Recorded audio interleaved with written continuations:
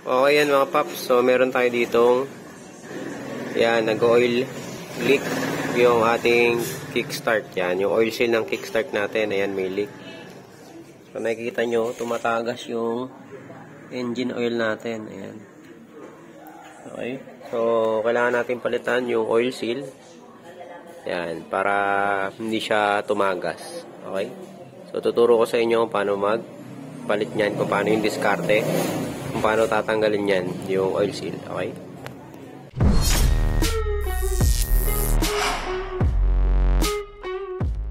Okay, kakailanganin natin ng 12mm na socket dyan, or wrench, para matanggal natin yung kickstart. Yun yung una natin gagawin. Okay, tanggalin natin using 12mm.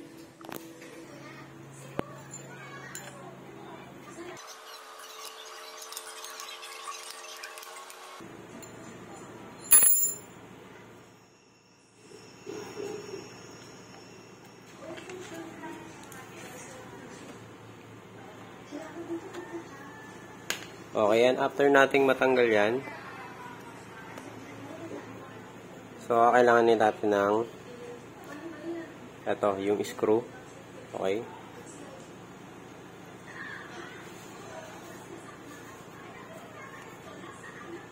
Okay. Tapos satakin natin ng plies. Ito.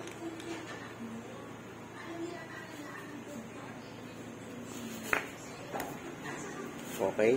So, isa pa. Try ulit natin. Okay. Yun. Tanggal.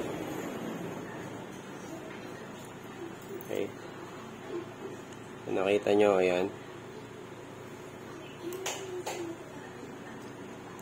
Ngayon, yung size ng ano natin, ng oil seal, 16/28/7. Ayan, papalitan natin siya.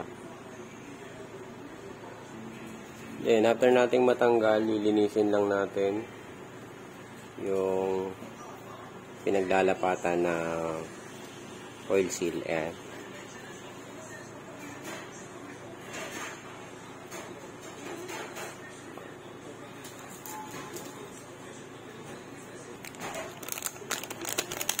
Then, ito yung binili natin bagong oil seal. Ito. Okay, yan. So, parehas yung size niya. 16/28/7. Bago natin siya ilagay, lalagyan natin siya ng pampadulas. Yan. Para mabilis ipasok. Yan.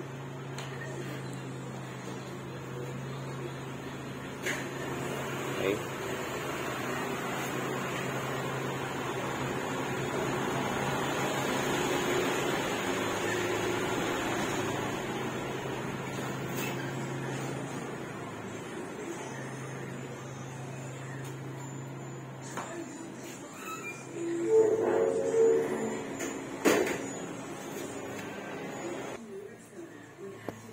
Then, yan, gagamit tayo ng deep socket para pang sagad natin, para mapakok natin yan, para mabaon natin siya.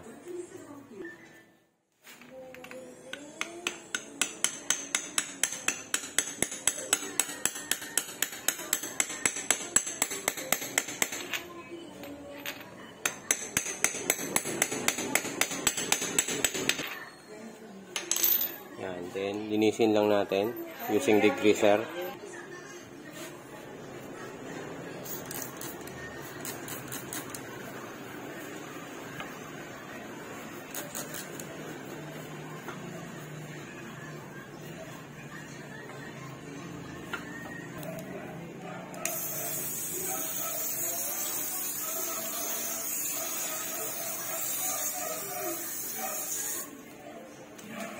Then, pwede na natin balik yung kickstart.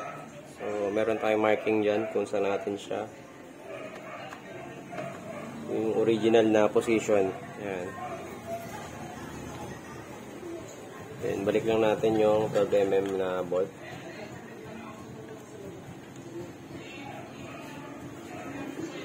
Okay.